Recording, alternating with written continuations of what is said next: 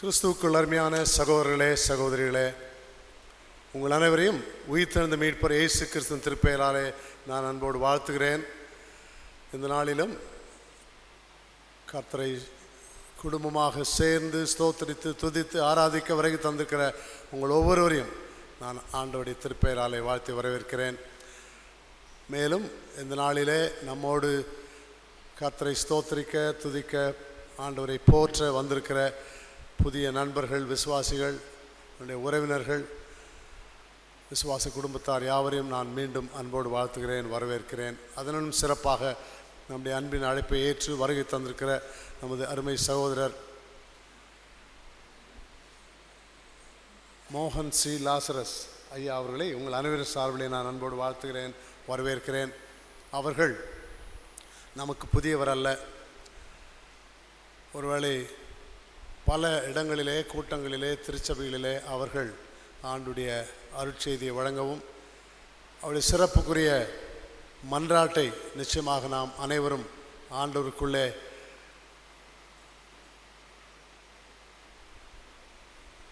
விசுவாசத்திலே, நம்பிக்கையிலே, அன்பிலே அதை பெரிதாக பாராட்டின எத்தனையோ அனுபவங்களை கர்த்தர் நமக்கு தந்திருக்கிறார். ஆகினாலே அவர்களை நமது குடும்பத்தின் சார்பிலே நான் வருக வருக என்று அன்போடு மீண்டும் வரவேற்கிறேன். நமது செயலர் அவர்களும் பொருளர் அவர்களும் அவளை நம்முடைய குடும்ப பாரம்பரியப்படி வாழ்த்துவார்கள், பொன்னாடை போற்றுவித்து பொக்கே கொடுப்பார்கள். அதற்கு பிறகு நாம் ஆவியானவரை, அன்பின் ஆவியானவரை பாடுவோம். அதற்கு பிறகு கர்த்தருடைய செய்தி நாம் கேட்போம்.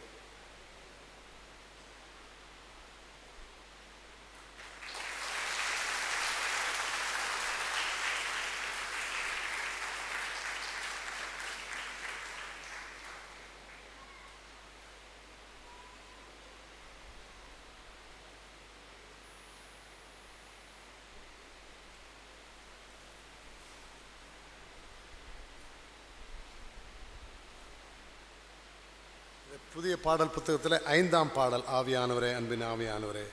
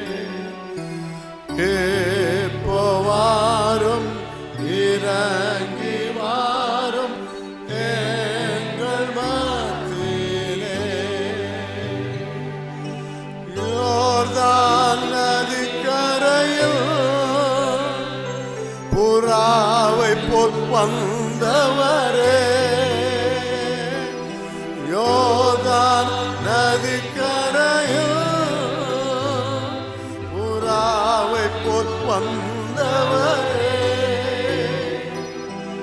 இறைமகன் இயேசுவின் திருச்சபை நிரப்பிடும் தூய ஆவியாரே,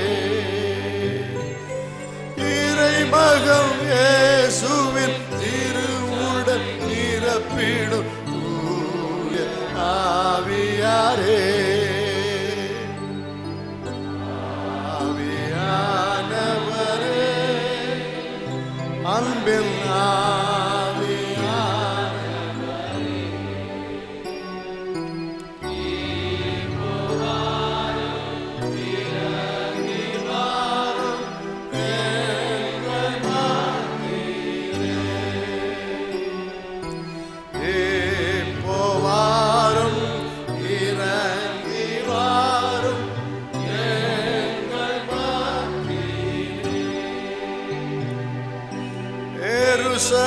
மேல் அறையில்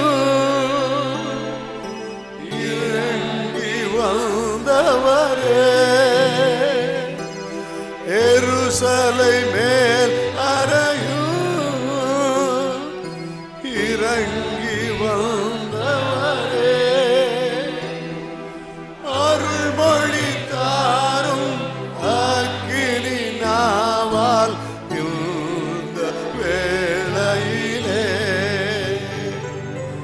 அருள்மொழி தாரும் அக்கினி நாவால் இந்த வேளையிலே, ஆவியானவரே, அன்பில் ஆவியானவரே,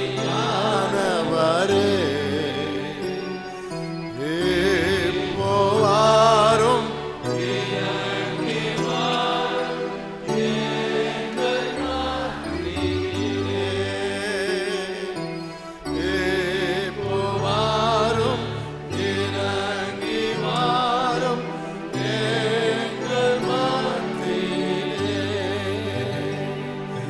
கொர்நேலியு வீட்டினிலே குறையின்றி வந்தவரே, கொர்நேலியு வீட்டினிலே குறையின்றி வந்தவரே, குலம் இனம் ஜாதி பிரிவினை ஒழித்திடும் வல்ல ஆவியாரே, குலம் இனம் ஜாதி பிரிவினை ஒழித்திடும் வல்ல ஆவியாரே,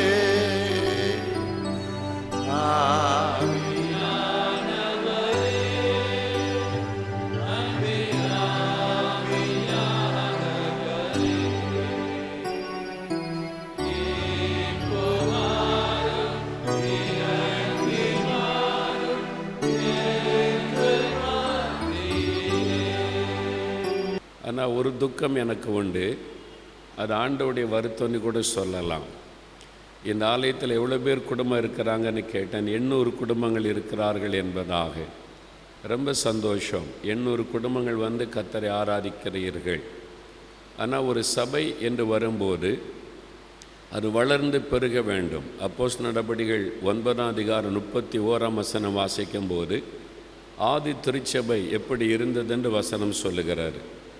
யூதேயா, கலிலேயா, சமாரியா நாடுகளில் எங்கும் சபைகள் சமாதானம் பெற்று பக்தி விருத்தி அடைந்து கர்த்தருக்கு பயப்படுகிற பயத்தோடும் பரிசுத்த ஆவியின் ஆறுதலோடும் நடந்து பெருகின.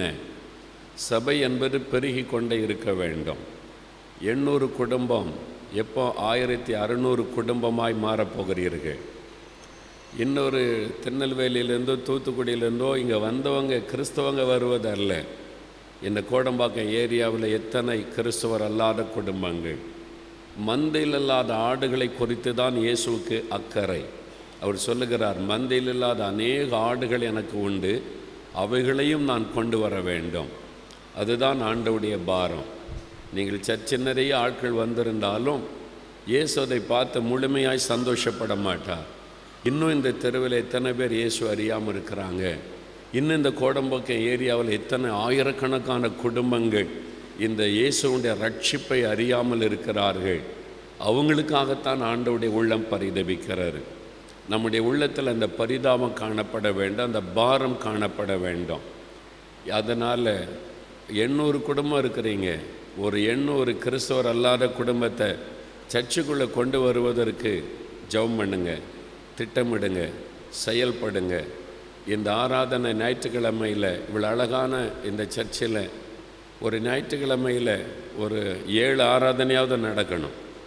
கூட்டம் வந்துக்கிட்டே இருக்கணும். ஜனங்களுக்கு இடம் போதலைன்னு சொல்லி நான் தென்கொரியா தேசம் போயிருந்தேன் 25 வருஷத்துக்கு முன்னால் தென்கொரியா எழுப்புதலை பார்க்க போன போது டாக்டர் பாலிங்கச்ச சர்ச்சில் முதல் வருஷம் போயிருந்தபோது 6.5 லட்சம் ஆத்துமாக்கள், ஒரு சர்ச்சில் 6.5 லட்சம் விசுவாசிகள் இருந்தாங்க. அப்போவே 7 ஆராதனை நடக்கும், 25,000 பேர் உட்கார்ற பிரம்மாண்டமான ஆலயம், 7 ஆராதனை நடக்கும் ஞாயிற்றுக்கிழமை. 50,000 பேர் உள்ளே இருப்பாங்க, 25,000 பேர் மெயின் சாங்சுவரி. நீங்கள் வெளியே சேர் போட்டு வச்சுருக்கிற மாதிரி எல்லாம் ஹாலெல்லாம் ஆள் இருப்பாங்க. 25,000 பேர் ஒரு ஆராதனையில் 50,000 பேர் இருப்பாங்க. 2 மணி நேரம் ஆராதனை முடிஞ்சு வெளியே வந்தால் வெளியில் 50,000 பேர் காத்திருப்பாங்க. உள்ள ஒரு 5 நிமிஷத்தில் ஆலயத்தை நிரப்பாங்க, அடுத்த ஆராதனை ஆரம்பிக்கும். இப்படி 7 ஆராதனை. எங்கே பார்த்தாலும் ஜனங்க பைபிளை தூக்கிட்டு அந்த ஆலயத்தை நோக்கி வந்து கொண்டே இருப்பார்கள். அடுத்த வருஷம் நான் போயிருக்கிறேன், அதே சர்ச்சில் 7.5 லட்சம் ஆத்துமாக்கள். அதுக்கு அடுத்த வருஷம் போயிருக்கிறேன், 8.5 லட்சம் ஆத்துமாக்கள். ஒவ்வொரு வருஷத்துக்குள்ளே 1 லட்சம் புது ஆத்துமாக்கள், எல்லாம் புத்திஸ்ட், புத்த மதத்தை சார்ந்தவங்க ரட்சிக்கப்பட்டு சபையில் சேர்க்கப்பட்டிருந்தார்கள். அதை பற்றி புஸ்தகங்கள் ரெக்கார்டு வச்சுருக்கிறாங்க, அதெல்லாம் நான் வாங்கி கொண்டு வந்தேன். அதனால தான் சொல்லுகிறேன், சபை வளர்ந்து பெருக வேண்டும். கோடம்பாக்கத்தில் இருக்கிற உங்கள் சபை ஏன் ஆண்டவர் இவ்வளோ பிரம்மாண்டமான ஆலயத்தை கட்டி கொடுத்திருக்கிறார் என்றால், ஒரு ஞாயிற்றுக்கிழமை காலையிலேருந்து ராத்திரி வரைக்கும் ஆராதனை நடந்துக்கிட்டே இருக்கணும். காலையில் ஆராதனைக்கு இடம் போதலைங்க, வெளியில் நிற்கிறேன், அடுத்த ஆராதனைக்கு போகிறேன், அதுதான் எழுப்புதல். அந்த ஒரு மாற்றம், அந்த ஒரு ஆசீர்வாதத்தை உங்களுடைய சபை காண வேண்டும். நீங்கள் ஜெபம் பண்ணினா கோடம்பாக்கத்தில் உங்கள் மூலமாக எழுப்புதல் வரும், இந்த திரளான குடும்பங்கள் ரட்சிக்கப்படும். அது எப்படிங்க வரும்னு நினைக்கலாம். 800 குடும்பம் இருக்கிறீங்க, ஆளுக்கு ஒரு குடும்பத்தை ரட்சிப்புகளை கொண்டு வாங்க இயேசுவை பற்றி சொல்லி, அடுத்த வருஷமே இந்த சர்ச்சு 2 மடங்காய் மாறிவிடும். அதுதான் வேதத்தில் சொல்லப்பட்டிருக்கிற சபை வளர்ச்சி. அதனால் ஒரு 5 நிமிடம் நம்ம ஜெபிக்க போகிறோம். ஆண்டவரே, எங்களுடைய சபை ஆதி திருச்சபை மாதிரி வளர்ந்து பெருகணும். இந்த கோடம்பாக்கம் ஏரியாவில் நம்ம அறியாமல் இருக்கிற, உம்மை தொழுது கொள்ளாமல் இருக்கிற ஆத்துமாக்கள், மந்தையில் இல்லாத ஆத்துமாக்கள் எங்கள் சர்ச்சுக்குள்ளே வரணும், அவங்க ரட்சிக்கப்படணும், உம்முடைய பிள்ளைகளாக மாறணும், எங்களுக்கு ஆத்துமாக்களை தாரும் அப்படின்னு கேட்கணும். ஆண்டவர் சொல்லுகிறார், என்னை கேளும், ஜாதிகளை நான் தருவேன். நம்ம வியாதி வந்தால் விசுவாசத்தோடு ஜெபிக்கிறோம், தேவை வந்தால் விசுவாசத்தோடு ஜெபிக்கிறோம், கோடிகள் தேவைன்னா கூட ஆண்டவர் தருவார், விசுவாசிப்போன்னு விசுவாசிக்கிறோம். ஒரு பணத்துக்காக சுகத்துக்காக ஆண்டவரை விசுவாசிக்கும் போது ஆத்துமாக்களுக்காக நம்ம ஏன் ஆண்டவரை விசுவாசிக்கக்கூடாது? எங்களுக்கு ஆத்துமா தாரும் அப்படின்னு கேட்ட ஆண்டவர் தருவார். சபை ஜெபிக்க வேண்டிய முக்கியமான ஜெப குறிப்பு, எங்களுக்கு ஆத்துமாக்களை தாரும், ஆத்துமாக்களை தாரும் என்பது தான். ஒரு 5 நிமிடம் மாத்திரம் நாம் எல்லாரும் இணைந்து ஜெபித்து விட்டு ஆண்டவருடைய வசனத்தை நான் உங்களுக்கு சொல்ல போகிறேன். நம்ம எல்லாரும் எழுந்து நிற்கலாம். நம்ம எல்லாரும் கண்களை மூடி சிலுவையில் அறையப்பட்ட இயேசுவை நோக்கி பார்த்து, ஆண்டவரே, இந்த சபைக்காக ஸ்தோத்திரம், இந்த ஆலயத்திற்காக ஸ்தோத்திரம், எங்களுக்கு தந்திருக்கிற நல்ல மெய்ப்பருக்காக, போதகர் ஐயாவுக்காக உமக்கு ஸ்தோத்திரம், எங்களுக்கு தந்திர நல்ல சபை கமிட்டிக்காக உமக்கு ஸ்தோத்திரம், அழகான ஆலயத்தை நீர் கட்டி கொடுத்த அன்பிற்காக உமக்கு ஸ்தோத்திரம். ஆண்டவருக்கு நன்றி சொல்லுங்கள். நல்ல ஆண்டவரை உமக்கு ஸ்தோத்திரப்பான்னு சொல்லுங்கள். இது ஆண்டவரை துதிக்கிற இடம், தேவனுடைய ஆலயம். ஆண்டவர் இங்கே பிரசன்னமாகி இருக்கிறார். இயேசு உங்களை பார்த்து கொண்டு இருக்கிறார். அவரை பார்த்து ஸ்தோத்திரம் இயேசு ராஜான்னு சொல்லுங்கள். எங்களுக்கு இவ்வளவு அருமையான ஆலயம் கொடுத்தீரே, இவ்வளவு அழகான ஆலயம் கட்டி கொடுத்தீரே, இவ்வளவு நல்ல ஒரு போதகர் ஐயாவை கொடுத்தீரே, எங்களுக்கு நல்ல திருவிருந்து ஆராதனை தந்திருக்கிறீரே, உமக்கு ஸ்தோத்திர ஆண்டவரே. மனதார நாங்கள் உம்மை துதிக்கிறோம். உம்முடைய பிரசன்னத்தினால் எங்கள் ஆலயத்தை நிரப்பி இருக்கிறீரே, அதற்காக நாங்கள் உம்மை ஸ்தோத்தரிக்கிறோம் ஆண்டவரேன்னு சொல்லுங்க. மனதார ஆண்டவரை துதிங்க. நீங்கள் வாய் திறந்து துதிக்கும் போது அவருடைய உள்ள மகிழ்ச்சி அடையும். அதற்கு வெட்கப்பட வேண்டிய அவசியம் இல்லை. வெளியில் போனால் ஆண்டவரை துதிக்கிறோம், கூட்டத்தில் போனால் துதிக்கிறோம், ஆலயத்தில் நாம் ஏன் துதிக்கக்கூடாது?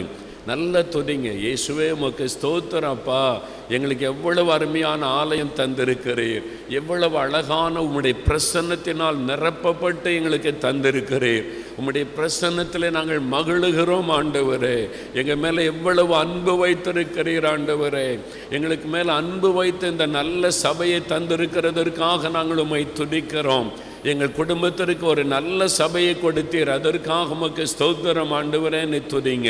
நீங்கள் துதிக்கும் போது ஆண்டவருடைய பிரசன்னம் இன்னும் அதிகமாக இறங்குகிறது. தேங்க்யூ ஜீசஸ், உமக்கு ஸ்தோத்திரம் ஆண்டவரே. அப்படியே இந்த கோடம்பாக்கம் ஏரியாவை கண்ணீரிட்டு பாருங்கள். இந்த தெருவில் எத்தனை பேர் இயேசுவை அறியாமல் இருக்கிறாங்க. இந்த கோடம்பாக்கத்தில் எத்தனை பேர் இயேசுவை தெரியாமல் இருக்கிறாங்க, இந்த இரட்சகரை அறியாமல் இருக்கிறாங்க. ஆண்டவரே, இந்த 800 குடும்பத்துக்காக மட்டும்தான் இந்த ஆலயமா? எல்லாரும் வரணும் ஆண்டவரே. இந்த ஆத்துமாக்கள் எல்லாம் இந்த ஆலயத்துக்குள்ள வரணும் ஆண்டவரே. இந்த தெருவில் இருக்கிற மக்கள் எல்லாம் வரணும் ஆண்டவரே. இந்த கோடம்பாக்கம் பகுதியில் இருக்கிற ஆத்துமாக்கள் இந்த ஆலயத்தில் வந்து உம்மை தொழுது கொள்ளணும் ஆண்டவரே. அவர்களுக்காக உன்னை சிலுவையிலே மரித்தீரே, அவர்களுக்காக ஒரு ரத்தம் சிந்தினீரே. 800 குடும்பம் போதாது, 1600 குடும்பமாக மாற்றி தாரும். எங்களுக்கு ஆத்துமாக்களை தாரும், எங்கள் சபைக்கு ஆத்துமாக்களை தாரும். உம்மை அறியாத மக்களை கொண்டு வாரும். இந்த இடத்தில் உம்முடைய மகிமையை அவர்கள் பார்க்கட்டும். ஆத்துமாக்களை தாரும் என்று நாங்கள் செபிக்கிறோம் ஆண்டவரே.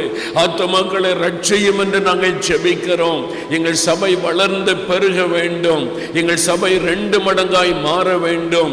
ஆத்துமாக்கள் பெருக வேண்டும். எங்களுக்கு ஆத்துமாக்களை தாரும், ஆத்துமாக்களை தாரும். யாராவது ஒருவர் ஒரு நிமிடத்தில் சத்தத்தை உயர்த்தி எங்களுக்கு கொடுத்த இந்த சபைக்காக, ஆலயத்திற்காய் ஸ்தோத்திரம், ஆத்துமாக்களை தாரும் என்று சொல்லி ஒரு நிமிடத்தில் ஜெபிக்க முடியுமா? ஒருத்தர் சத்தத்தை உயர்த்தி ஜெபம் பண்ணுங்க. ஆமாண்டவரே, நன்றி நன்றி ஆண்டவரே. ஆமாண்டு ஆமாண்டவரே, ஆமாண்டவரே, வருகிறோம்.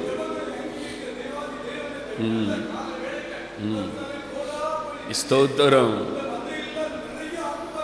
ஆமாண்டவரே, ஆமாம், ஸ்தோத்திரம். ஆமென். உதவி செய்யும்.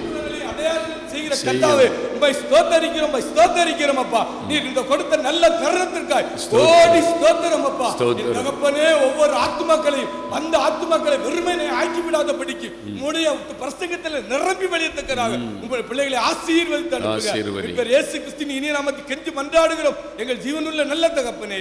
ஆமென், ஆமென். ஆண்டவர் இந்த ஜெபத்தை கேட்கிறார். இந்த ஆலயத்தில் அவர் வீற்றிருந்து கவனிக்கிறார். நாம் ஜெபித்தபடியே செய்வார். சகோதரிகளிலே ஒருவர் கூட ஜெபம் பண்ணுங்க. எங்கள் சபை வளர்ந்து பெருகணும், இன்னும் 1000 ஆத்துமாக்கள் எங்களுக்கு வேணும். இந்த கோடம்பாக்கம் பகுதியில் இருக்கிற புறஜாதி மக்கள், உம்மை அறியாத மக்கள், ரட்சிக்கப்படாத மக்கள் எல்லாம் வந்து உம்மை தொழுது கொள்ளணும். ஆத்துமாக்களை தாரும் என்று சொல்லி ஒரு சகோதரி ஜெபம் பண்ணுங்க.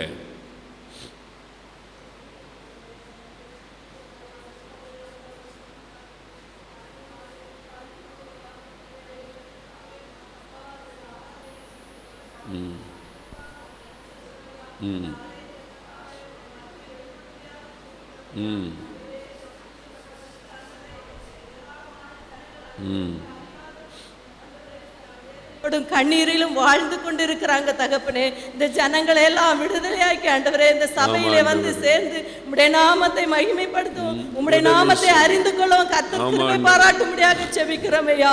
எங்கும் ஆண்டவரே இந்த ஜனங்கள் ஆண்டவரே வேதனையோடு காணப்படுகிற அந்த ஜனங்கள் இந்த இடத்துல வந்து ஆண்டவரே உம்முடைய ஆராதித்து ஆண்டவரே உம்முடைய இன்ப பிரசனத்தை அறிந்து கொள்ள கர்த்தர் கிருபை செய்யும்படியாக ஜெபிக்கிறோம் ஐயா.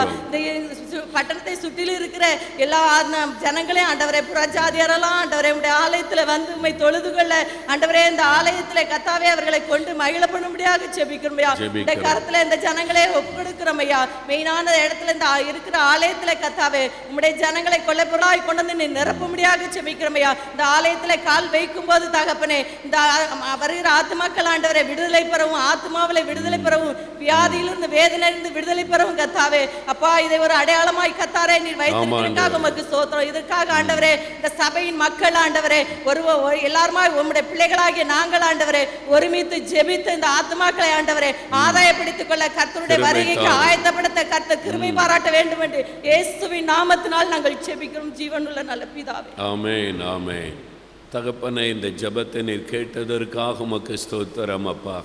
இந்த ஆலயத்தில் நீர் சிங்காசனத்தில் அமர்ந்திருக்கிற அன்பிற்காக ஸ்தோத்திரம். இந்த ஜெபத்தை கவனமாய் கேட்டீர். இந்த சபையை நீர் பெருக பண்ண போகிறீர். இவர்களை பயன்படுத்துவீராக. இந்த பகுதியில் இருக்கிற திரளான உம்மை அறியாத அந்த ஆத்துமாக்கள் எல்லாம் ரட்சிக்கப்பட இந்த ஆலயத்தில் வந்து உம்மை தொழுது கொள்ள ஆண்டவர் ஒரு எழுப்புதலை கட்டளையிடுவீராக.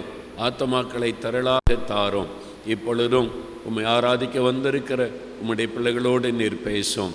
உம்முடைய வார்த்தைக்காக நாங்கள் காத்திருக்கிறோம். நீர் பேசும், நாங்கள் கேட்கிறோம். இயேசுவின் நாமத்தில் ஜெபிக்கிறோம் பிதாவே, ஆமென். உட்காருவோம்.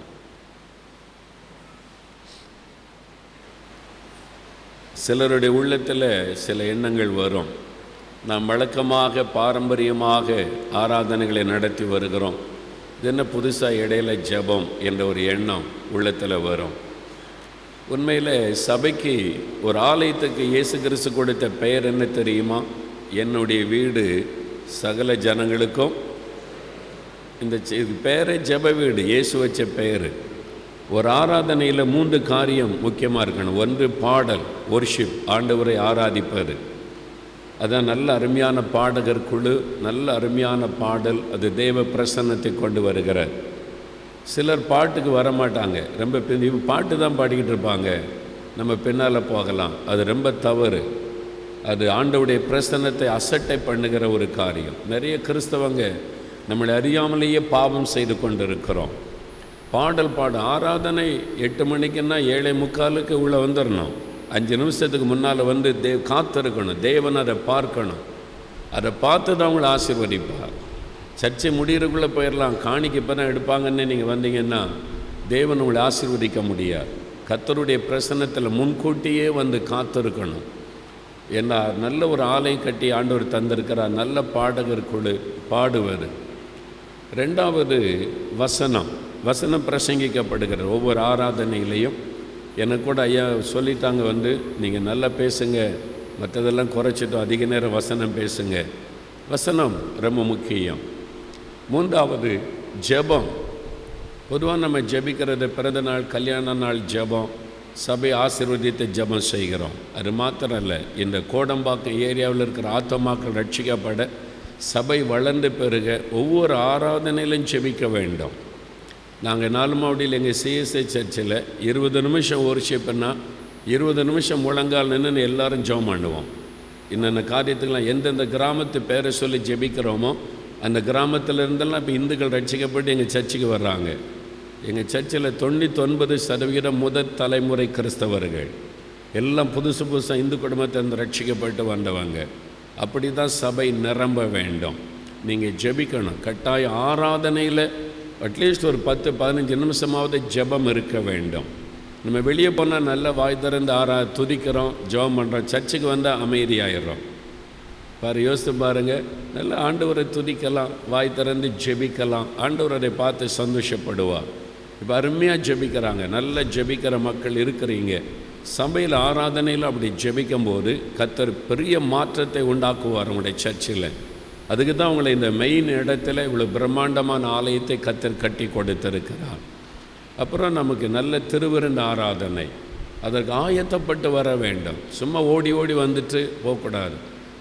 வீட்டிலேருந்து புறப்படும் போதே ஒரு ஜபத்தோடு ஆயத்தப்படணும். தேவனுக்கு காணிக்கை கொடுக்கறதற்கு இங்கே வந்துட்டு பர்ஸில் தேடக்கூடாது. வீட்டில் வரும்போதே ஜபம் பண்ணி எடுத்து வைத்து இது கர்த்தருக்கு கொடுக்கிற காணிக்கை, ஏதோ பிச்சைக்காரங்க மாதிரி ஆண்டவர் நம்மகிட்ட பை வருது ஏதோ போடணும் போல் அப்படின்னு நினைக்கக்கூடாது. அவர் ஐஸ்வர்யமுள்ள தேவன். ஒரு ஆளை வச்சே ஒரு ஆலயத்தை கட்டுகிற வல்லமுள்ள தேவன். நமக்கு ஒரு ஆசீர்வாதத்துக்கு வாய்ப்பு கொடுங்க. ஜெபத்தோடு செய்யணும். வீட்டிலையே பிள்ளைகளை கூப்பிட்டு இது காணிக்க, இது கத்தருக்கு கொடுக்குறோம், அந்த பயபக்தியோடு கொண்டு வந்து காணிக்க படைக்கணும். திருவிருந்தில் பங்கு பெற போகிறோம், ஆயத்தப்படுத்தி கொள்ள வேண்டும். நல்ல நம்முடைய உள்ளத்தை அதுக்கு அர்ப்பணித்து இயேசுவோடு கூட ஐக்கியப்படுகிறோம் என்ற உணர்வு, அதெல்லாம் ஆசீர்வாதம். சபையில் வரும்போது அந்த மகிழ்ச்சி, அந்த ஆராதனையில் பங்கு பெறும்போதே ஒரு சந்தோஷம் இருக்கும். இல்லாட்டினா பேருக்காக வாரந்தோறும் ஓடுறோம், வாரந்தோறும் ஏதோ ஒரு பிரசங்கம் கேட்குறோம், வருகிறோம். அப்படி இல்லை. தேவனுடைய சமூகம் அது உங்களுக்கு ஒரு பெரிய ஆசீர்வாதத்தை கொண்டு வரும். கர்த்தர் ஆசீர்வதிப்பாராக. நான் இந்த நாளிலும் உங்களுக்கு என்ன பிரசங்கம் பண்ண வேண்டும் என்று ஜெபித்த போது ஆண்டவர் ஒரு காரியத்தை எனக்கு சொல்லி அதை குறித்து என் ஜனங்களோடு பேசி என்று கட்டளையிட்டார். கலாத்தியர் 6ஆம் அதிகாரம் 14வது வசனம். வேத புஸ்தகத்தில் அப்போஸ்தலனாகிய பவுல் கலாத்தியருக்கு எழுதின நிருபம் 6ஆம் அதிகாரம் 14வது வசனம்.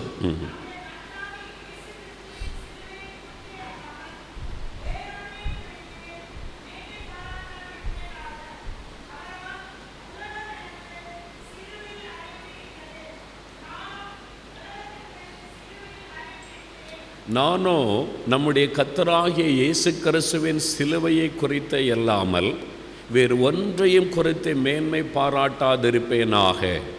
பவுல் அப்போஸ்தலன் தன்னுடைய அனுபவத்தை சொல்லுகிறார். தன்னுடைய இருதயத்தின் ஆழத்திலிருந்து ஒரு அனுபவத்தோடு கூட சொல்லுகிறார். நானோ நம்முடைய கர்த்தராகிய இயேசுவின் சிலுவை குறித்த அல்லாமல் வேறு ஒன்றை குறித்து நான் மேன்மை பாராட்ட மாட்டேன் என்பதாக அவர் சொல்லுவதை நீங்கள் அங்கே வாசிக்க கேட்கிறோம். அவருக்கு மேன்மை பாராட்ட எத்தனையோ காரியம் இருந்தது. மனிதர் கூட, நாம் கூட பல காரியத்தை குறித்து மேன்மை பாராட்டுகிறோம். சிலர் குடும்பத்தை குறித்து மேன்மை பாராட்டுவாங்க. எங்கள் குடும்பம் எப்படிப்பட்ட குடும்பம் தெரியுமா, எங்கள் கிராமத்தில் வந்து கேட்டு பாருங்கன்னு சொல்லுவாங்க. சிலர் தங்களுடைய ஜாதியை குறித்து பெருமை பாராட்டுவார்கள். சிலர் தங்களுடைய பிள்ளைகளை குறித்து பெருமை பாராட்டுவார்கள். சிலர் தங்களுடைய திறமைகள், தங்களுடைய சம்பாத்தியம், தங்களுடைய பணம், தங்களுடைய தொழில், அதை குறித்து சிலர் பெருமை பாராட்டுவார்கள். மனிதர்களுக்கு பெருமை பாராட்ட எத்தனையோ காரியம் இருக்கிறது. பவுல் அப்போஸ்தலன் கூட பெருமை பாராட்ட அவருக்கு எத்தனையோ காரியம் இருந்தது. வேத அறிஞர்கள் அவரை குறித்து சொல்லும்போது அந்த பவுல் அப்போஸ்தலனுடைய வாழ்க்கை, அவருடைய குடும்பம், அதாவது அவருடைய தகப்பனார், அவர் வாழ்ந்த விதம், அது குறித்து யோசித்து பார்க்கும்போது பெருமை பாராட்ட எத்தனையோ காரியம். ஆவிக்குரிய காரியத்தில் கமாலியலின் பாதப்படியில் அமர்ந்து படித்தவர் இந்த பவுல். கமாலியலின் பாதத்தில் அமர்ந்து படிப்பதென்றால் ஆக்ஸ்போர்ட் யூனிவர்சிட்டியில் படிச்சுட்டு வந்தேன்னு சொன்னால் எப்படியோ அதை விட பெரியது. அவ்வளவு அவர் வேதத்தை கற்றறிந்தது கமாலியலின் பாதப்படியில். அது ஒரு பெருமைக்குரிய விஷயம். அப்படி படித்தவர் இந்த பவுல் அப்போஸ்தலன். அவருடைய தகப்பனார் பெரிய செல்வந்தர் என்பதாக வேத அறிஞர்கள் சொல்லுகிறார்கள்.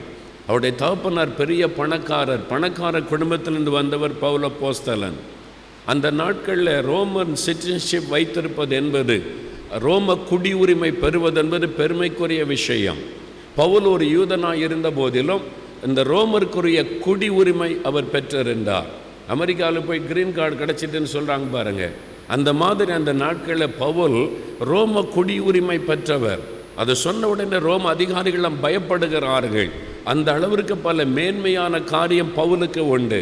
ஆனால் சொல்லுகிறார், இதெல்லாம் எனக்கு ஒன்றுமில்லை, இதெல்லாம் எனக்கு குப்பை. இயேசுடைய சிலுவையை பார்க்கும்போது அதை குறித்து மட்டும்தான் நான் மேன்மை பாராட்டுவேன் என்பதாக அவர் சொல்லுகிறார். காரணம், சிலுவையோடு அவருடைய வாழ்க்கை ஒன்றித்திருந்தது. நம்முடைய திருச்சபையில் 40 நாட்கள் லெந்து காலம் என்று சொல்லி சிலுவை தியானத்திற்கான நாட்கள் ஒதுக்கப்படுகிறது. எத்தனை பேர் நாம் அதை பயன்படுத்தி கொள்ளுகிறோம்? ஈஸ்டரோடு அது முடிந்து விடுகிறதை நாம் எண்ணுகிறோம். அப்படி அல்ல பிரியமானவர்களே. நாம் தினந்தோறும் சிலுவைக்கு முன்பாக நிற்க வேண்டும். தினந்தோறும் சிலுவையை தியானிக்க வேண்டும்.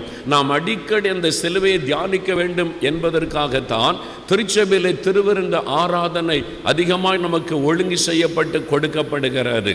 அந்த சிலுவையை நாம் அடிக்கடி தியானிக்க வேண்டிய ஒரு முக்கியமான காரியம். நான் தினந்தோறும் அவருடைய சிலுவைக்கு முன்பாக போகிற ஒரு பழக்கமுடையவன். நான் ஜெபம் பண்ணும் பொழுதெல்லாம் முதலாவது அந்த சிலுவை தான் நோக்கி பார்க்கிறேன். அந்த சிலுவையில் அறையப்பட்ட இயேசு, அவரை நாம் தியானிக்க வேண்டியது அவசியம். பவுலப்போஸ்தலனுடைய வாழ்க்கை இவ்வளவு சிறப்பாக இருக்க காரணம், அவர் அடிக்கடி சிலுவையை சந்தித்த ஒரு மனிதர். அவருடைய நிருபங்களை வாசித்து பாருங்கள். வெளிப்படையாகவோ மறைமுகமாகவோ சிலுவை பற்றி ஒவ்வொரு நிருபத்திலும் அவர் குறிப்பிடுவதை பார்க்க முடியும். 1 கொரிந்தியர் 1:18 சிலுவை பற்றின உபதேசம் கெட்டு போகிறவர்களுக்கு பைத்தியமாய் இருக்கிறது, ரட்சிக்கப்படுகிற நமக்கு தேவ பலனாய் இருக்கிறது என்று சொல்லுகிறார். 2 கொரிந்தியர் 5:21 இயேசு சிலுவையிலே நமக்காக பாவம் ஆனார் என்பதை, சிலுவை மரணத்தை குறித்து அவர் அங்கே குறிப்பிடுகிறார். கலாத்தியர் 1:4 இயேசு நமக்காக தம்மை தாமே சிலுவையில் ஒப்பு கொடுத்தார் என்று குறிப்பிடுகிறார். எபேசியர் 5:2 இயேசு சிலுவையில் நமக்காக பலியானார் என்பதை அவர் குறிப்பிடுகிறார். கொலோசியர் 1:20 வாசிக்கும் போது அவர் சிலுவையில் சிந்தின இரத்தத்தின் மூலமாய் நமக்கு சமாதானத்தை உண்டு பண்ணினார் என்று சொல்லுகிறார். இப்படி எல்லா நிருபத்தையும் நீங்கள் வாசிக்கும் போது அந்த சிலுவை குறித்து அவர் குறிப்பிடுவதை நீங்கள் பார்க்க முடியும். காரணம், அந்த அளவிற்கு அவர் சிலுவையோடு கூட ஒன்றித்திருந்தார். இந்த சிலுவையில் அறையப்பட்ட இயேசு அதோடு கூட அவர் ஒன்றித்திருந்தார். அவர் சொல்லும்போது, நானும் நம்முடைய கர்த்தராகிய இயேசு கிறிஸ்துவின் சிலுவையை குறித்து அல்லாமல் வேறு ஒன்றை குறித்து மேன்மை பாராட்ட மாட்டேன் என்றால், அந்த சிலுவை சின்னத்தை குறித்து அல்ல, சிலுவையில் அறையப்பட்ட இயேசு, சிலுவையில் தொங்கி மரித்த இயேசு, அவர்தான் அவருடைய கண் முன்னாக நின்று கொண்டிருந்தார். சிலுவை வணக்கத்திற்குரிய ஒரு பொருள் அல்ல, அது தியானத்திற்குரிய ஒரு சின்னம். அந்த சிலுவையிலே மரித்த இயேசுவை தியானிப்பதற்கு தான், அதை நினைவு கூறுவதற்கு தான் சிலுவை அடையாளங்கள் ஆங்காங்கே வைக்கப்படுகிறது. அதை பார்த்து வணங்குவதற்கோ அதை தொட்டு முத்தமிடுவதற்கோ சிலுவை வைக்கப்படவில்லை. அது விக்கிரக ஆராதனை ஆகிவிடும். ஆகவே சிலுவை செய்யப்பட்ட சிலுவை அல்ல, அந்த சிலுவையில் தொங்கி மரித்த இயேசு, அவர் நமக்காக சிலுவையில் செய்து முடித்த காரியம், அதை நாம் தியானிக்க வேண்டும். சிலுவை தியானத்திற்குரிய ஒரு காரியம். அப்படியானால் அந்த சிலுவை குறித்து சில நிமிட நேரம் நாம் தியானிக்க போகிறோம். ஒரு 3 காரியத்தை நீங்கள் விளங்கிக் கொள்ளும்படியாய் உங்களுடைய அனுதின வாழ்க்கையிலே அதை நினைவு கூறும்படி நான் சொல்ல விரும்புகிறேன். முதலாவது, ஒவ்வொருவரும் ஒரு நாள் சிலுவையை சந்தித்த ஒரு அனுபவத்தோடு இருக்க வேண்டும். கலாத்தியர் 2:20 வாசிக்கலாம். கலாத்தியர் 2:20.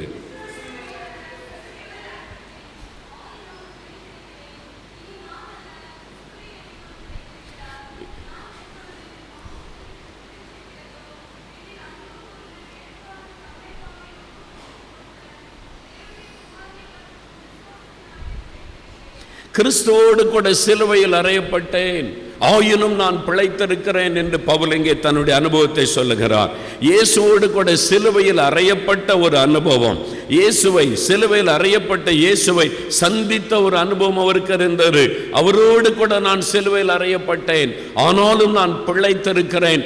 நான் அல்ல, அவர் எனக்குள் பிழைத்திருக்கிறார். இதுதான் கிறிஸ்தவ வாழ்க்கையின் முதலாவது அனுபவம்.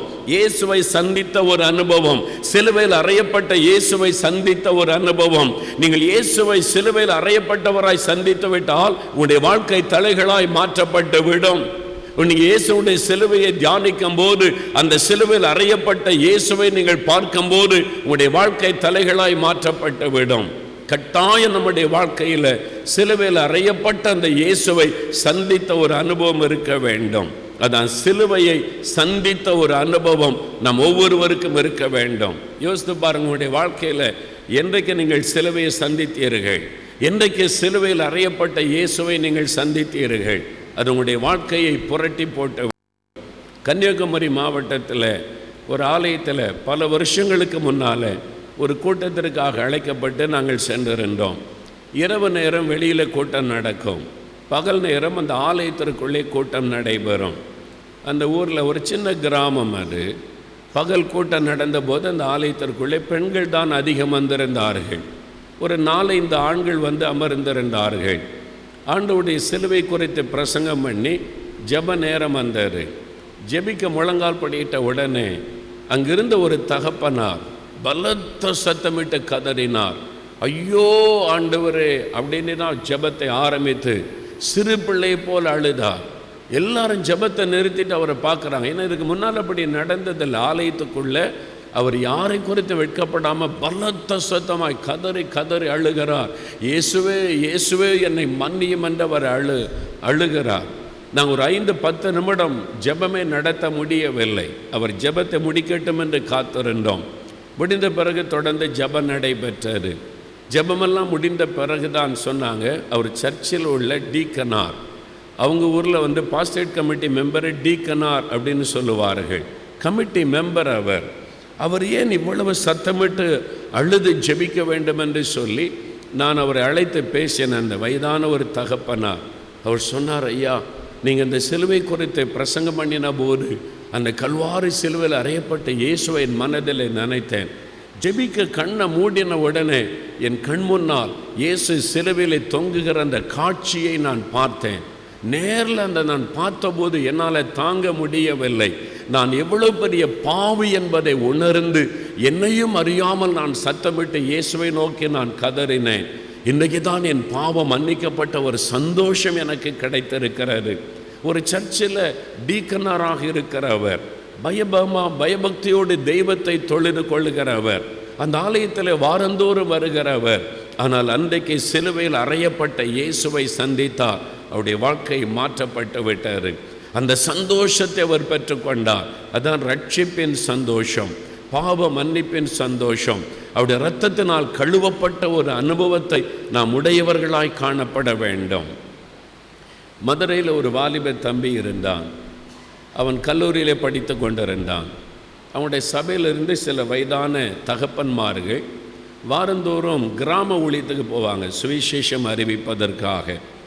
அவனுக்கு தெரியும் இவங்கெல்லாம் சர்ச்சையிலேருந்து ஒரு ஈவினிங்கில் போய் சுவிசேஷம் அறிவிக்க போவார்கள் என்று. ஒரு நாள் இவன் சொன்ன உற்சாகமா, உங்கள் கூட நான் வரட்டுமா இந்த கிராமத்துக்கு ஊழியம் செய்கிறதுக்கு என்று சொன்னபோது, வா தம்பி அப்படின்னு கூப்பிட்டு போனாங்க. அவங்களுக்கெல்லாம் ரொம்ப சந்தோஷம். ஒரு கிராமத்தின் எல்லையிலே போனாங்க. அங்கே ஒரு ஸ்கூலில் தான் அவங்க கூடி முதலாவது ஜெபம் செய்தார்கள். ஒரு மணி நேரம் ஜெபம் பண்ணிவிட்டு அந்த கிராமத்திற்கு சுவிசேஷம் அறிவிக்க போகிறார்கள். அவங்கெல்லாம் உட்காந்து ஜெபம் பண்ணின போது எல்லாம் கைத்தட்டி பாட்டு பாடுறாங்க சந்தோஷமாக. சந்தோஷம் பொங்குதே சந்தோஷம் பொங்குதே அந்த பாட்டெலாம் பாடுறாங்க. ரொம்ப மகிழ்ச்சியாக கைத்தட்டி ஆனந்தமாக பாடுறாங்க. இந்த வாலிபன் அவங்களெல்லாம் பார்க்குறாங்க. இவங்கெல்லாம் எவ்வளோ சந்தோஷமாக இருக்கிறாங்க. ஒரு பெரிய மகிழ்ச்சி அவங்களுடைய முகத்தில் உள்ளத்தில் காணப்படுவது முகத்தில் தெரிகிறாரு. எனக்கு அந்த சந்தோஷம் இல்லையே. நானும் கிறிஸ்தவன் தான், நானும் சர்ச்சுக்கு போகிறேன், நானும் ஆராதனைக்கு போகிறேன். இந்த மாதிரி ஒரு சந்தோஷத்தோடு என்னால் மகிழ்ந்து பாட முடியலையே அப்படி நினைத்த போது ஜெபிக்க முழங்கால் படியிட்டார்கள். அவனுக்குள்ள ஒரு பாவ உணர்வு வந்தார்.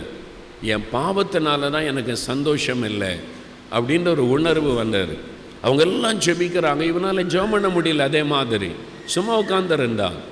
ஏதோ நமக்குள்ள ஒரு உண்மையான சந்தோஷம் இல்லை என்பதை உணர்ந்து கொண்டான். ஜெபம் முடிச்சுட்டு எல்லாரும் சரி கிராமத்துக்கு போகலாமா அப்படின்னு புறப்பட்ட போது அந்த வாலிபன் சொன்னான், ஐயா நான் வரலை, நான் மற்றவங்களுக்கு சொல்ல எனக்கு தகுதி இல்லை. ஏன்னா எனக்கே அந்த சந்தோஷம் இல்லை, ரட்சிப்பின் மகிழ்ச்சி இல்லை. நான் எப்படி சொல்ல முடியும்?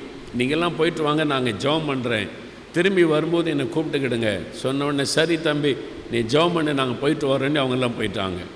இந்த வாலிபன் முழங்கால் படியிட்டான்.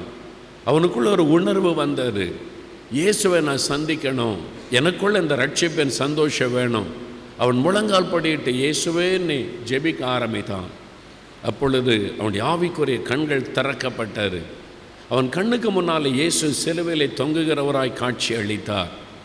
அந்த காட்சி இயேசு அவனை கூர்ந்து பார்ப்பதை போல இருந்ததாம்.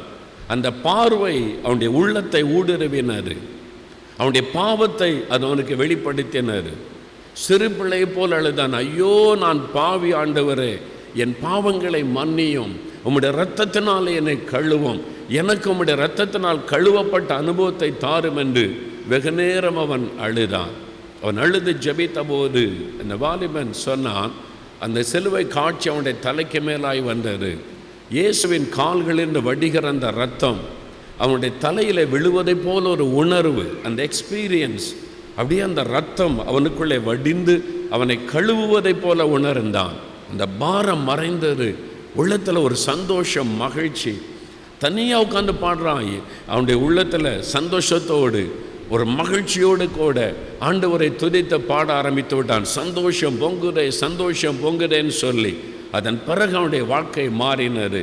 ஒரு பெரிய சந்தோஷம், ரட்சிப்பின் அனுபவத்தை பெற்று கர்த்தருக்கு ஊழியம் செய்ய ஆரம்பித்தான். வேலை செய்து கொண்டே ஏராளமான ஊழியங்களை அவர் செய்து முடித்தார். எனக்கு பிரியமானவர்களே, இயேசுவின் சிலுவையை சந்தித்த ஒரு அனுபவம் உங்களுக்கு இருக்கிறதான்னு யோசித்து பாருங்கள். இல்லாவிட்டால் இன்றைக்கு சிலுவையில் அறையப்பட்ட இயேசுவை நீங்கள் சந்திக்க வேண்டும். திருவிருந்து ஆராதனைக்கு வரும் பொழுது ஏதோ நான் திடப்படுத்தல் படித்து விட்டேன் ஆகவே வருகிறேன் என்ற உணர்வோடு அல்ல. எனக்காக அவர் ரத்தம் சிந்தினார், அந்த இரத்தத்தோடு எனக்கு சம்பந்தம் உண்டு, அந்த இரத்தம் என்னுடைய பாவங்களை கழுவி சுத்திகரிக்கும். ஐயோ, நான் இயேசுவோடு கூட ஒப்பரவாகி அவரோடு அவருடைய இரத்தத்தின் மூலமாக ஐக்கியப்பட வேண்டும் என்ற அர்ப்பணிப்போடு அந்த அனுபவத்தோடு வந்து நாம் முழங்கால் படியிட்டு அந்த அப்பத்தையும் திராட்சரசத்தை பெறும் பொழுது இயேசுவின் சிலுவை மரணத்தோடு நாம் ஐக்கியப்பட வேண்டும். அதற்குத்தான் இந்த திருவிருந்து ஆராதனை. சிலுவையில் அறையப்பட்ட அந்த இயேசு, அவரை சந்தித்த ஒரு அனுபவம் நமக்கு இருக்க வேண்டும். இதுவரைக்கும் இல்லாவிட்டால் இன்றைக்கு ஆண்டவர் உங்களோடு பேசுகிறார். யாரோ ஒருவர் இங்கே இருக்கிறீங்க, இன்னும் ரட்சிக்கப்படவில்லை. யாரோ ஒருவர் இந்த இடத்துல இருக்கிறீங்க, பக்தி உள்ளவர்கள் தான், அதனால்தான் ஆலயத்துக்கு வந்திருக்கிறீர்கள், ஜெபம் பண்றீங்க, பைபிள் வாசிக்கிறீங்க. ஆனால் இயேசுவை சந்தித்த ஒரு அனுபவம், அவரால் ரட்சிக்கப்பட்ட ஒரு அனுபவம், பாவம் மன்னிக்கப்பட்ட ஒரு அனுபவம் இதுவரை உங்களுடைய வாழ்க்கையில இல்லை. ஆகவே தான் ஆண்டவர் உங்களோடு பேசுகிறார். நீங்க ரட்சிக்கப்படணும், அந்த இரத்தத்தினால கழுவப்பட வேண்டும், அந்த ஜென்ம பாவங்கள் உங்களை விட்டு மாற வேண்டும். சிலுவையில் அறையப்பட்ட இயேசு உங்களை சந்திக்கிறார். அதற்காக எங்கோ போய் நீங்கள் காத்திருக்க வேண்டிய அவசியம் இல்லை. இப்பொழுது இந்த ஆலயத்தில் ஆண்டவர் உங்களை சந்திக்கிறார். ஆண்டவரே, உம்முடைய ரத்தம் என்னை கழுவட்டும், உம்முடைய ரத்தத்தினால் என் பாவங்களை கழுவி சுத்திகரியும், நீர் எனக்காக என் பாவங்களுக்காக சிலுவையில் மரித்தீர் என்று உங்களை அர்ப்பணிக்கும் போது அவருடைய ரத்தம் உங்களை கழுவி சுத்திகரிக்கும். இயேசுவை சிலுவையை சந்தித்த ஒரு அனுபவம் நமக்கு இருக்க வேண்டும். முதலாவது. இரண்டாவது, ஆண்டவர் நம்மை எதற்காக அழைத்திருக்கிறார் என்றால், மத்தேயு 16:24 மத்தேயு 16:24.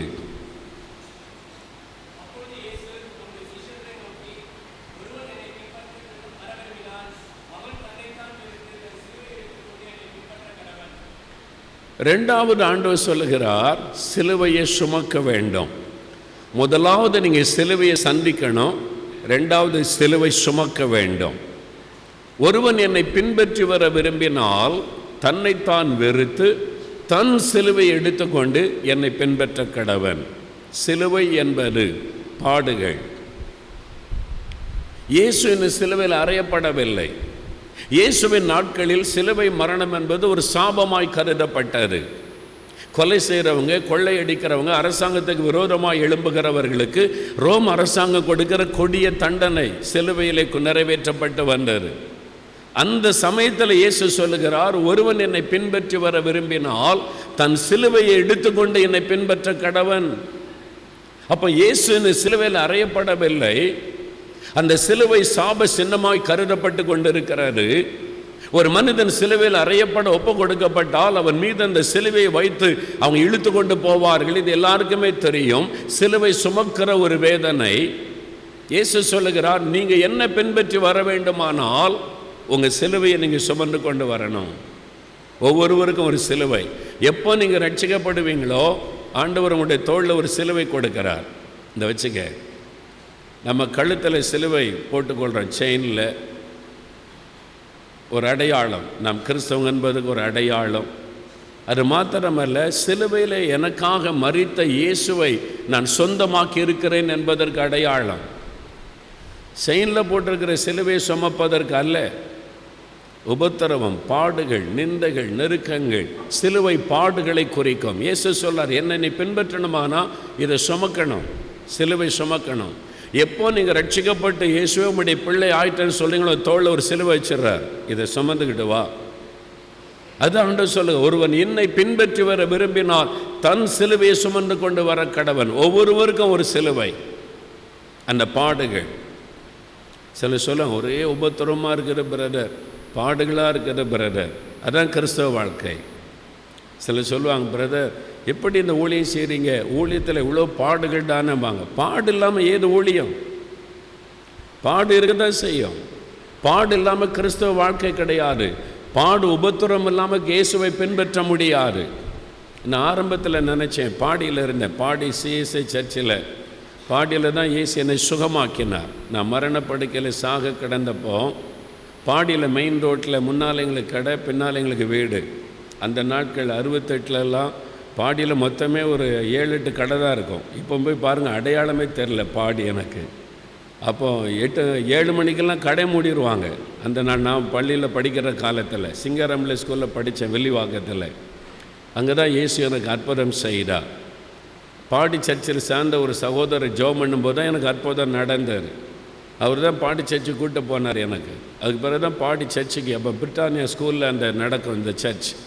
அப்போ சர்ச்செல்லாம் கட்டப்படவில்லை. அங்கே தான் நான் போய் கொண்டு இருந்தேன். அப்போ ஆண்டவர் என்னை ஊழியத்துக்கு அழைச்ச போது ஊழியத்துக்கு ஒப்பு கொடுத்துட்டேன். பாடியில் எங்களுக்கு சொந்த வீடு இருக்கிறது, அங்கே தான் நான் தங்கி இருந்தேன். அப்போது ஊழியத்துக்கு ஒப்பு கொடுத்த உடனே நான் நினச்சேன், எல்லோரும் என்னை உற்சாகப்படுத்துவாங்க, ஊழியத்துக்கு வந்துட்டான், ஒரு இந்துவாக இருந்து ரட்சிக்கப்பட்டு ஊழியத்துக்கு வந்துட்டான்னு நினச்சேன். ஆனால் எல்லாம் தலைகளாக நடந்தது. நிந்தைகள், சொல்லாததை சொன்னதா, செய்யாததை செய்ததா, நிந்தைகள், அவமானங்கள் வந்தது. என்ன நம்மளை பற்றி எல்லாரும் பேசுகிறாங்க, ஒரு மாதிரி தப்பு தப்பாக பேசுகிறாங்க. நான் சொல்லாததை சொன்னதா, செய்யாததை செய்ததா, அப்படியே நடந்த மாதிரி பேசுகிறா. இதெல்லாம் கேள்விப்படும் போது நான் ரொம்ப நொறுங்கி போனேன். எங்கள் வீட்டில் ஒரு நாள் ராத்திரி 11 மணிக்கு முழங்கால் படிக்கிட்டு ஆண்டவரை பார்த்து சொன்னேன், என்னை விட்டுருங்க ஆண்டவரே, எனக்கு வேண்டாம், இந்த ஊழியமே வேண்டாம், நான் போய் வேலை பார்க்குறேன், ஞாயிற்றுக்கிழமை சர்ச்சுக்கு வருவேன், ஊழியம் செய்கிறேன், அந்த நாள் முழுவதும் உமக்காக ஊழியம் செய்கிறேன், இது வேண்டாம், எனக்கு இந்த ஊழியமே வேண்டாம், இது மாதிரிலாம் பேசுகிறாங்க, இல்லாத பொல்லாதெல்லாம் பேசுகிறாங்களே அப்படின்னு நான் அழுது கொண்டு இருந்தேன். ஒரு ராத்திரி உட்காந்து ரொம்ப நேரம் நான் ரொம்ப சென்சிட்டிவ், யாராவது பேசினா என்னால் தாங்கிக் கொள்ள முடியாது. அதனால் ஆண்டவர்கிட்ட போய் சொன்னேன், எனக்கு வேண்டாம் இந்த ஊழியமே, என்னை விட்டுருங்க, நான் போகிறேன் ஆண்டவரே, ஏதாவது வேலை பார்க்குறேன், உம்மை விட மாட்டேன், நீர் எனக்கு அற்புதம் செய்திருக்கிறேன், என்னை பற்றி இப்படியெல்லாம் பேசுகிறாங்க தாறுமாறா, வேண்டாம் அப்படின்னு சொல்லி அழுது கொண்டு இருந்தேன். நடு ராத்திரி இருக்கும், இயேசு பிரசன்னமானார். எனக்கு மறக்கவே இல்லை. எனக்கு சிரித்த முகத்தோடு ஆண்டவர் வந்து நின்று, அழுதுகிட்டு இருக்கிறியா? அப்போ ஆண்டவர் வந்து உன்னை பற்றி பேசுகிற ஆளை பாரு, நான் என்ன பண்ணுறேன் பாரு, உனக்காக யுத்தம் பண்ணுறேன் பாரு, அப்படிலாம் சொல்லுவார்னு பார்த்தேன் நான். அப்படி சொல்லலை. அவங்க அப்படி தான் பேசுவாங்க, அவங்க அப்படி தான் நிந்திப்பாங்க. நீ இந்த சிலுவையை சுமந்து கொண்டு தான் என்னை பின்பற்றணும். ஆண்டவர் எனக்கு சொன்னார், இந்த சிலுவையை சுமந்து கொண்டு தான் என்னை பின்பற்றணும். நான் பிதாவுக்கு விருப்பமானதை மட்டுமே இந்த உலகத்தில் நிறைவேற்றினேன். என்னையே மென்டல்னு சொன்னாங்க, பிசாசு பிடித்தோன்னு சொன்னாங்க, அதுக்கு மத்தியில் தான் நான் ஊழியம் செய்தேன். என்னையே அப்படி சொன்னாங்கன்னா நீ என்னை விட பெரிய ஆளா? என்னை பின்பற்றணுமான சிலுவை சுமக்கணும். எனக்கு அது வரைக்கும் தெரியாது. அன்றைக்கு ராத்திரி என்னை ஒப்பு கொடுத்தேன் பாடுகளுக்கு, சிலுவை சுமக்க என்னை ஒப்பு கொடுத்தேன். ஆண்டவரே, பாடுகள், நிந்தைகள், அவமானம் என்ன வந்தாலும் நான் பின்பற்றுவேன் என்று ஒப்பு கொடுத்தேன். அதற்கு பிறகு பாதிப்பே இல்லை. யார் என்ன பேசினாலும், என்ன எழுதினாலும், யார் என்ன சொன்னாலும் உள்ளம் பாதிக்கப்படாது. சிலுவை சுமக்க தான் அவர் என்னை அழைத்திருக்கிறார். நான் மாத்திரமல்ல, ஊழியர்கள் மாத்திரமல்ல, ஒவ்வொரு விசுவாசிக்கும் ஆண்டவர் என்ன வாக்கு கொடுக்கிறார்? யோவான் 16:33 உலகத்தில் உங்களுக்கு உபத்திரவம் உண்டு, ஆனாலும் திடன் கொள்ளுங்கள், உலகத்தை ஜெயித்தேன். இயேசுவை பின்பற்றும் போது உபத்திரவமே கிடையாது, பாடுகளே கிடையாது, உனக்கு துக்கமே கிடையாது என்று இயேசு எந்த இடத்திலும் வாக்கு கொடுக்கவில்லை. பாடுகள் உண்டு, வீட்டுக்குள்ள உபத்திரம் வரும், வேலை செய்கிற இடத்துல பாடு வரும், பிஸ்னஸ் பண்ணுற இடத்துல பாடு வரும், இருக்கிற இடத்துல உபத்திரவங்கள், பாடுகள், நிந்தைகள், நெருக்கங்கள் வரும். நீ சிலுவை சுமந்து கொண்டு தான் என்னை பின்பற்ற வேண்டும். அதில் தான் ஒரு பெரிய சந்தோஷம் இருக்கிறது என்பதை ஆண்டவர் கற்றுக் கொடுத்தார். நீங்கள் அதை அறிந்து கொள்ள வேண்டும். சிலுவை சுமக்க நீங்கள் அழைக்கப்பட்டவர்கள். வீட்டுக்குள்ள உபத்திரவம், அன்னைக்கு பாடுகளை சகிக்க கிறிஸ்தவர்களுக்கு மனம் இல்லை. இயேசு கிறிஸ்து சிலுவையை சகித்தார் என்று வேதம் சொல்லுகிறார். எபிரேயர் 12 2-3 வசனம் பாருங்க. எபிரேயர் 12 2 வசனம் வாசிங்க.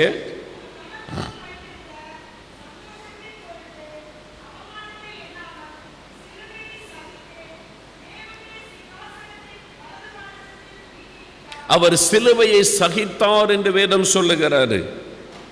அவமானத்தை எண்ணாமல் சிலுவையை சகித்தார். இன்னைக்கு ஏன் குடும்பத்தில் கணவன் மனைவிக்குள்ள பிரிவினை வருது?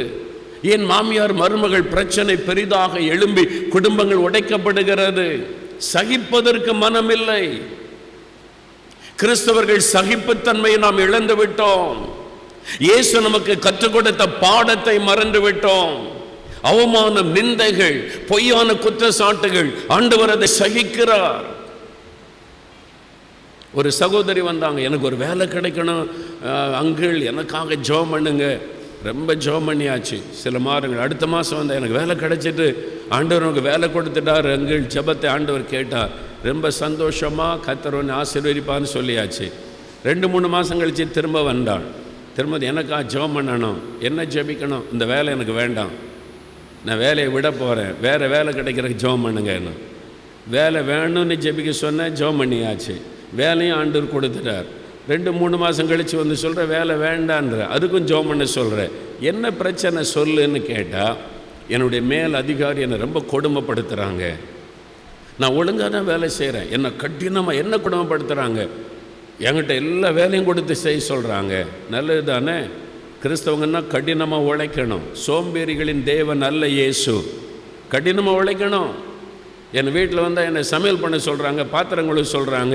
எங்கள் வீட்டில் செல்லமாக வச்சுருந்தாங்கன்னு சில மருமகள். எப்படி சந்தோஷமாக இருக்க முடியும்?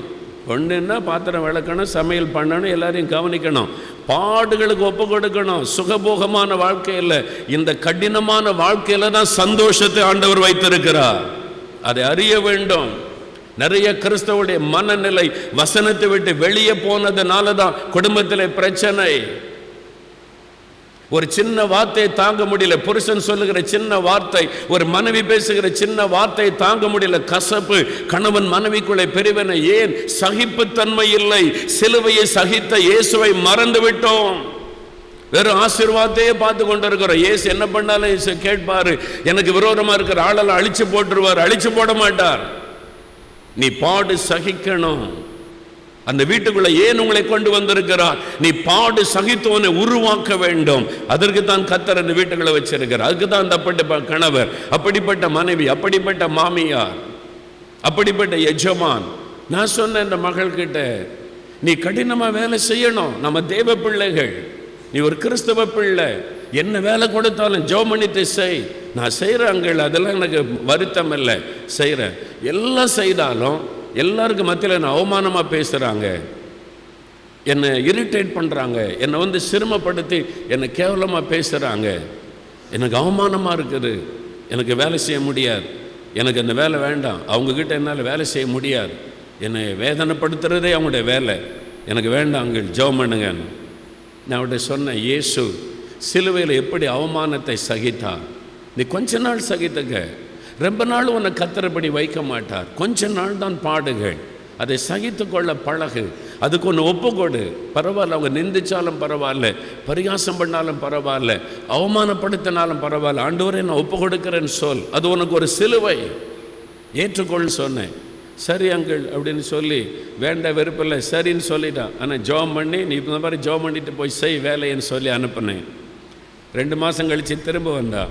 இப்போ என்ன பிரச்சனையோன்னு கேட்டா. இப்போ மலர்ந்த முகத்தோடு வந்து, அங்கிள் நீங்கள் சொன்ன மாதிரி நான் நல்லா ஜெபம் பண்ணிட்டு போய் எல்லாத்தையும் சகித்தேன், வேலை செஞ்சேன்.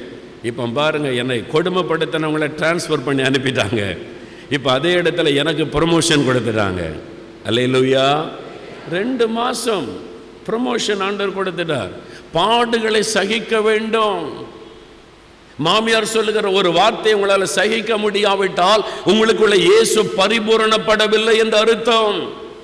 ஒரு மருமகள் சொல்லுகிற ஒரு வார்த்தையை சகித்துக் கொள்ள முடியாமல் நீங்க பிரச்சனை உண்டாக்கினால் இயேசுவை நீங்கள் சரியாக அறிந்து கொள்ளவில்லை என்று அர்த்தம்.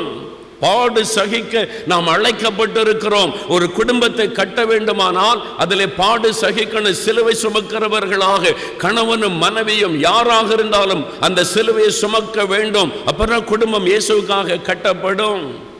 நீங்க வேலை செய்கிற இடத்துல சர்ச்சில் கூட சில பாடுகளை சகிக்க வேண்டியது வரும். அப்பதான் நம்ம இயேசுவை மகிமைப்படுத்த முடியும். சிலுவை சுமக்கணும். ஒரு சகோதரி, ஆண்டவர் எனக்கு இந்த சிலுவை தந்துட்டார், இந்த சிலுவை தந்துட்டார். ஒரு சிலுவை கொடுத்துருக்காரு, அதை வச்சு முறுமுறுத்துக்கிட்டே இருந்தாங்க. எனக்கு மட்டும் ஏன் இந்த மாதிரி சிலுவை, சுமக்க முடியாத சிலுவை அப்படின்னு பிரசங்கத்தை கேட்டு முறுமுறுத்துக்கிட்டே ஆண்டவரை பார்த்து, எனக்கு மட்டும் ஏன் இப்படி சிலுவை கொடுத்தீர் ஆண்டவரே, எல்லாரும் நல்லா இருக்கிறாங்க, நான் மட்டும் அப்படி எங்கள் வீட்டில் கஷ்டப்படுறேன், இந்த மாதிரி மாமியார், இந்த மாதிரி கணவர் என் வீட்டுக்குள்ளே கஷ்டப்பட்டுக்கிட்டு இருக்கேன்னு முறுமுறுத்துக்கிட்டே இருப்பாங்க. எப்போ நாள் ஜெபத்தில் கூட. ஆண்டவர் ஒரு நாள் பார்த்தார். சரி அப்படின்னு சொல்லி ஒரு தரிசனம் காண்பித்தார். நீ வா, நான் உன்னை கூப்பிட்டு போகிறேன், உனக்கு பிரியமான சிலுவை எடுத்துக்கன்னு சொல்லி ஆண்டவர் ஒரு ரூமுக்குள்ளே கூப்பிட்டு போனாராம். நிறைய ஆயிரக்கணக்கான சிலுவை இருக்குது, சின்னது பெருசு, தங்கத்தில் வெள்ளியில் மலரில் விதவிதமான சிலுவைகள். இவங்க மேலே ஒரு மரச்சிலுவை இருக்கிறது, பழைய மரச்சிலுவை. ஆண்டவர் சொன்னார், மகளே, நான் இந்த சிலுவை உனக்கு பிடிக்கல, இல்லை இங்கே இவ்வளோ சிலுவை இருக்குது, உனக்கு எந்த சிலுவை வேணுமோ நீ எடுத்துக்க அப்படின்னு சொன்னாராம். இதை தூக்கி தூர போட்டாங்க, இது வேண்டாம் எனக்கு அப்படின்னு சொல்லி தங்கத்தில் ஒரு பெரிய சிலுவை நல்லா மின்மின்னுத்து கொண்டு இருந்தேன். ரொம்ப நல்லா இருக்கிற தங்க சிலுவை சுமக்கல அனுப்பி தூக்குனா தூக்க கூட முடியல, அவ்வளோ வெயிட்டாக இருக்குது. இதை தூக்கி தோளில் வச்சு என்ன ஆகும், சுமக்க முடியாது, விட்டுட்டாங்க. அங்கே சின்னதாக தங்கத்தில் அழகான ஒரு சிலுவை, அது தங்கத்தில் இருக்குது, முத்துக்கள் பதித்திருக்கிறது. ஐயோ பார்க்க ரொம்ப அழகாக இருக்கேன், சின்னதாக குட்டியாக இருக்குது, இதை தூக்கிக்கலான்னு சொல்லி ஓடி போய் தூக்கி தோளில் வச்சாங்க. அழுத்த ஆரம்பித்தார். ஒரு நிமிஷம் கூட தோளில் வைக்க முடியல. ஐயோ இது ரொம்ப பாரமாக இருக்குது, வச்சுட்டாங்க, இதை சுமக்க முடியாது. மலர்கள் அழகாக, ரோஜா மலரில் அழகான ஒரு சிலுவை, இது வெயிட் இருக்காது, அழகாகவும் இருக்குது, இந்த சிலுவை எடுத்துக்கொள்ளான்னு அதை எடுத்து தோளில் வச்சாங்களா, அதில் இருக்கிற முற்கள் குத்த ஆரம்பித்தார். ரோஜா மலரில் முற்கள் குத்த ஆரம்பிச்சு, ஐயோ அது குத்திக்கிட்டே இருக்குது, இந்த சிலுவை வேண்டாம். ஒவ்வொரு சிலுவையாக தேடி தேடி பார்த்துட்டு கடைசியில் சரி இதாவது பொருந்துதா பார்க்கலான்னு தூக்கி வச்சாங்க. கரெக்டாக இருந்துச்சு, வெயிட்லாம் கரெக்டாக இருக்குது, லகுவாக இருக்குது, சரியாக இருக்குது. இயேசுக்கிட்ட வந்தாங்க. ஆண்டவர் நின்று கொண்டு, ஆண்டவரே இந்த சிலுவை எனக்கு போதும், இதை நான் எடுத்துக்கிறேன், நீ அதை பாரு மகளே அப்படின்னு சொன்னார். அதை பார்த்தா இவங்க தூக்கி போட்ட அதே சிலுவை, இவங்க வேண்டாம் நீ தூக்கி போட்ட அதே சிலுவை தான். இயேசுவுக்கு தெரியும் உங்களால் எவ்வளோ சுமக்க முடியும்னு, அந்த சிலுவை தான் தருவார். என்னால் முடியாதுன்னு நினைக்காதங்க, நீங்கள் ஒப்பு கொடுங்க, ஆண்டவர் கிருபை தருவார். பாடுகளுக்கு ஒப்பு கொடுங்கள், உபத்திரவத்திற்கு ஒப்பு கொடுங்கள், நிந்தைக்கு ஒப்பு கொடுங்கள், ஆண்டவர் உங்களுக்கு கிருபை தருவார். அதனால் உபத்திரம் இல்லாத கிறிஸ்தவ வாழ்க்கை கிடையாது. 1 பேதுரு 1:6 பேதுரு சொல்லுகிறார், நாம் துன்பப்பட வேண்டியது அவசியம், நாம் துன்பப்பட வேண்டியது அவசியம். துன்பம் இல்லாமல் கிறிஸ்தவ வாழ்க்கை கிடையாது. இயேசுவை பின்பற்றினால் சிலுவை சுமந்து கொண்டு தான் பின்பற்ற வேண்டும். அந்த சிலுவை சுமப்பதில் ஒரு ஆனந்தம் இருக்கிறது, ஒரு மகிழ்ச்சி இருக்கிறது, அதைத்தான் நீங்கள் பெற்றுக்கொள்ள வேண்டும். இயேசுவுக்காக இந்த நிந்தைகளை சகிப்பது எவ்வளவு பெரிய சந்தோஷம், இயேசுவுக்காக இந்த பாடுகளை சகிப்பது எவ்வளவு பெரிய ஆனந்தம். அதற்கு உங்களை ஒப்பு கொடுக்கும் போது தான் அந்த சந்தோஷம் வரும், அப்போதான் அந்த மகிழ்ச்சி வரும். ஒருத்தர் கேட்டாங்க என்கிட்ட சிங்கப்பூரில், அண்ணே உங்களுடைய ஊழியத்தெல்லாம் நாங்கள் கவனிக்கிறோம், தமிழ்நாட்டிலேருந்து சிங்கப்பூருக்கு வர சில ஊழியர்கள் கூட உங்களை தாக்கி இங்கே பிரசங்கம் பண்ணுறாங்க. அவர் சொல்கிறார், சிங்கப்பூரில் உங்களை தாக்கி பிரசங்கம் பண்ணுறாங்க, நான் கேள்விப்பட்டேன், அங்கே கூட நிறைய பேர் பேசுகிறாங்கன்னு, எப்படி இதெல்லாம் நீங்கள் சகித்து கொள்கிறீங்க அப்படின்னு கேட்டார். நான் சொன்னேன், இயேசு எனக்கு முன்கூட்டியே சொல்லிட்டார், இதெல்லாம் வரும், இதெல்லாம் சுமக்கணும், இதற்கு ஒன்று ஒப்பு கொடுக்கணும், அதுக்கு நான் ஒப்பு கொடுத்துருக்கிறேன். யார் என்ன பேசினாலும், யார் என்ன நிந்தித்தாலும், யார் என்ன சொன்னாலும் அதை சந்தோஷமாக ஏற்றுக்கொண்டு இயேசுவை பின்பற்ற இயேசு எனக்கு கற்றுக் கொடுத்திருக்கிறார். அதனால் எனக்கு வருத்தமாகவே தெரியாது. இவர் இப்படி பேசுகிறாங்க, அப்படி பேசுகிறாங்க, இப்படி எழுதியிருக்காங்கள பற்றி என்னை பாதிக்கவே பாதிக்காது. நான் அதற்கு அழைக்கப்பட்டிருக்கிறேன், அதற்கு நான் ஒப்பு கொடுத்திருக்கிறேன். நான் மாத்திரமல்ல, ஒவ்வொரு கிறிஸ்தவர்களும் பாடுபட நம்ம அர்ப்பணித்திருக்க வேண்டியது அவசியம். இந்த கவர்மெண்ட் வந்துச்சுங்க, திடீர்னு மதமாற்றம்ன்றாங்க, மதமாற்ற தடை சட்டம்ன்றாங்க, கிறிஸ்தவர்களுக்கு உபத்திரவம்னு நிறைய கிறிஸ்தவங்க டென்ஷன் ஆகுறாங்க. ஏன் ஆகணும்? உபத்திரப்படத்தான் நாம் அழைக்கப்பட்டிருக்கிறோம். பாடுகள் நமக்கு அவசியம் என்று ஆண்டவர் அறிந்திருக்கிறார். முதல் நூற்றாண்டு திருச்சபையில் அவங்க பட்ட பாடுகளை நம்ம அறிந்து கொண்டால் நமக்கு உபத்திரமே கிடையாது. நம்ம உபத்திரம் பாடுகள் இல்லாத ஒரு வாழ்க்கை வாழ்ந்து கொண்டிருக்கிறோம். பாடுகள் வரட்டும், உபத்திரம் வரட்டும், நெருக்கங்கள் வரட்டும், இயேசுவுக்காக சிலுவை சுமப்போம். அதுதான் கிறிஸ்தவ வாழ்க்கை. சிரியாவில் கிறிஸ்தவர்கள் கொல்லப்படுகிறார்கள், கழுத்து அறுக்கப்படுகிறது. யாராவது மறுதலிச்சாங்களா? ஒரு பக்கம் நாம் சொல்லுகிறோம் இப்படி கிறிஸ்தவங்க அநியாயமாக கொல்லப்படுகிறார்கள் என்று. அடுத்த பக்கம் யோசித்து பாருங்கள், அவங்க நினைச்சிருந்தா இயேசு எனக்கு வேண்டாம் என்று தப்பித்திருக்க முடியும். ஏன் தப்பிக்கவில்லை? கழுத்து அறுக்கப்பட போகிறது என்று தெரிந்தும் இயேசுதான் எங்களுக்கு ஆண்டவர் என்று நின்றார்கள். எத்தனை பேர் நாம் நிற்போம்? யோசித்து பாருங்க. கழுத்து அறுக்கப்படுவது என்று தெரிந்தும் இந்த இயேசுதான் எங்களுக்கு ஆண்டவர் என்று சொன்னார்கள். அந்த மரணத்திற்கு ஒப்பு கொடுத்தார்கள். நாம் ஏன் ஒரு நிந்தை கூட ஏற்றுக்கொள்ள மனமற்று இருக்கிறோம்? பாடு சகிப்பது தான் கிறிஸ்தவ வாழ்க்கை.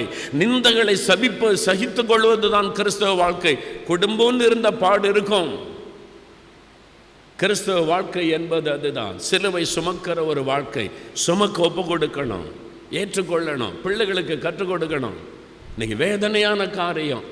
கிறிஸ்துவ குடும்பத்தில் கல்யாணமாகி போய் 3வது மாதத்தில் மகள் ஃபோன் பண்ணா, உனக்கு வேண்டான்னு சொல்லுற, டைவர்ஸ் பண்ணிடுவோம், வேறு கல்யாணம் பண்ணிடுவோம். நரகத்துக்கு கூட்டு போகிறதுக்கு வழி சொல்கிறாங்க சில பெற்றோர். பாடு சகித்துக்கொள். குடும்பம்னு அப்படிதான். ஜெபம் பண்ணு, காத்திரு, ஆண்டவரிடத்தில் தேடு. குடும்பத்தை விட்டு வரக்கூடாது என்று சொல்ல